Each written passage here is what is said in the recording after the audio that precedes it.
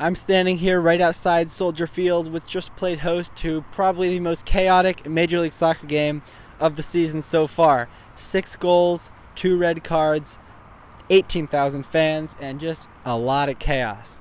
Let's jump right into it. You know, the effort, the mentality, what the guys put into this game, and the quality of soccer, football that we played was incredible. And you saw every player, the commitment, they left everything on the field. I'm extremely proud.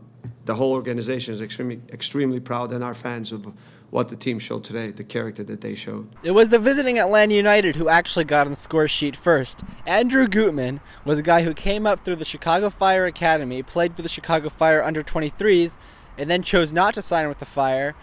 Now he's an Atlanta United player. Of course, he goes out and scores the opening goal. Chicago Fire at this point are already down a man thanks to Federico Navarro's red card. A red card which was maybe a questionable second yellow, and the coaches and players of the Fire don't seem to agree with that decision. The referee gave in the first 25 minutes 2 yellow cards. I didn't understand. You cannot give after 2 minutes first yellow card, sorry, in the middle of the field.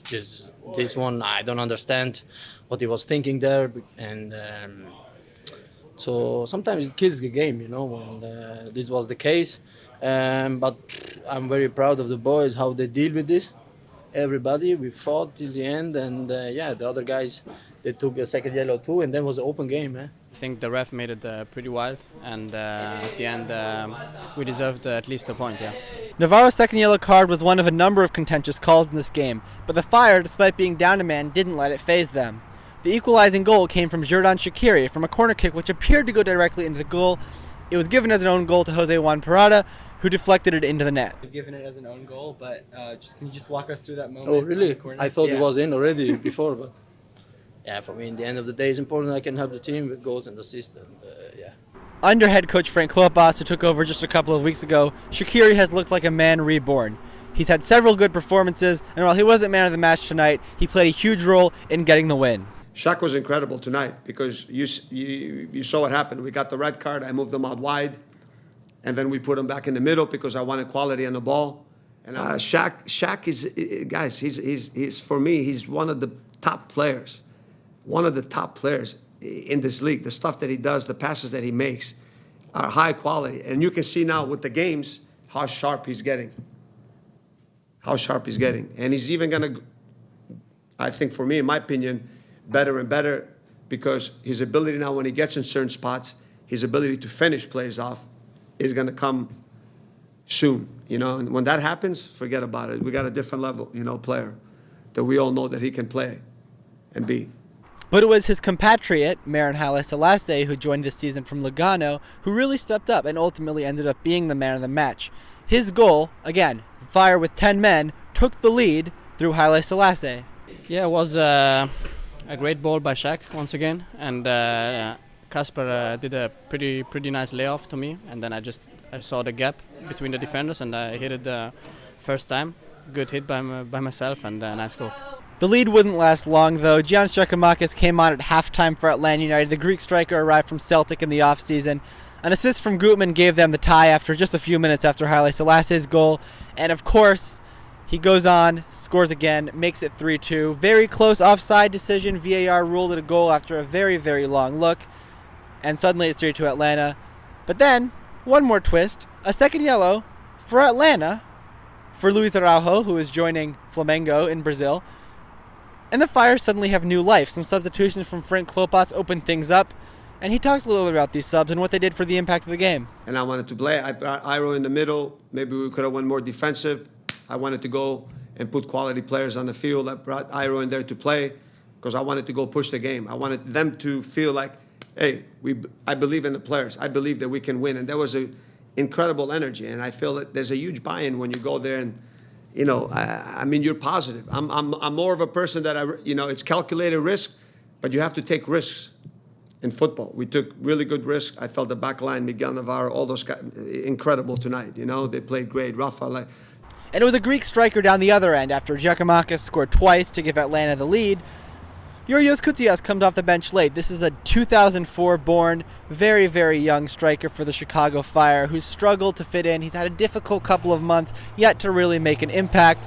Yet here he comes. Maren Haile-Selassie sets him up, and he scores the equalizing goal in stoppage time. And I think it's taken him some time, and it's still going to take him time to adjust to a different league, to a different kind of game that he's used to. This game is so much more of a transition game, but he's got pace, he's got athletic ability, he's fast.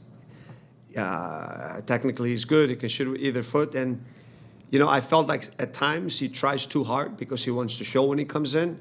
And, but with every game, he grew. But obviously, as a striker, you know, to get a goal like that because he really wanted to show and help the team, it's massive for his confidence. And it's obviously huge for the team. So it's been great to see his growth since he's been here. Unfortunately, Kutsi wasn't available for comment, but here's Maren Haile-Selassie, who set it up with a fantastic assist in a clutch situation inside the 6-yard box. Yeah, we played to the left, and then once Miguel crossed, I kind of anticipated that the ball slips through to the second post. I made a chest control, and then I just let Kutsi hit the ball. Yeah. The biggest issue for the Fire this season has been holding on to leads at the end. They've given up many points from winning positions or tying positions, and while they did technically give up a lead tonight, it doesn't really feel the same way. It feels more like a win than a loss, even though it is ultimately a tie, and really it does feel like the team has gotten over a bit of a mental stumbling block in those high-pressure situations. We could have got the win, but obviously, yeah, we were 10 men down after the 30th minute.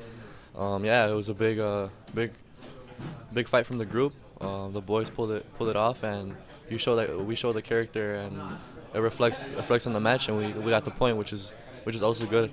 I don't really think there was ever a hill to begin with. I think it was more self-imposed, but yeah, metaphorically speaking, for sure. And I think definitely, like, even they had a set piece in the final moments that I think I punched away, but I didn't feel any nervous energy from any of the guys around me. Like, we were all like set, ready to win the ball, you know, clear it, do our defensive duties. The team played with fight and passion today, and it all comes down to their leader, Frank Klopas, who took over this team, as I mentioned, a couple of weeks ago, and he's brought his passion to fight for the badge, fight for the city of Chicago, something that Ezra Hendrickson even said was lacking in this team toward the start of the season. I told them from the beginning, and they know me, we love what we do.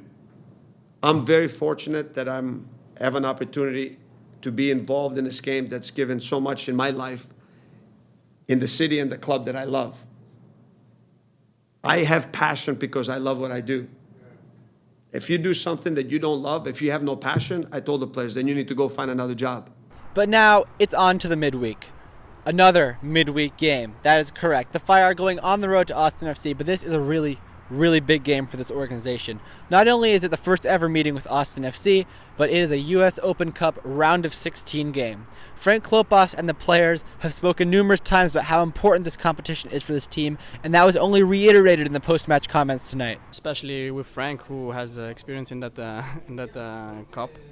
He tells us that it's really important for the club, for ourselves, and I think in every competition that you play, you want to go as far as you can, and next step is on Wednesday. For sure, we're gonna give it all. We'll give blood, sweat, and tears for that game because we want the cup, and hopefully we get a good result in events. But that's all we have for you guys today. Like we said, Austin FC on Wednesday, 8 p.m. Central Time. You won't want to miss it. It is on the road, but again, you won't want to miss it. It's going to be streamed on YouTube. But that's all for me. I've been Alex Calabrese, and this is Men in Red 97.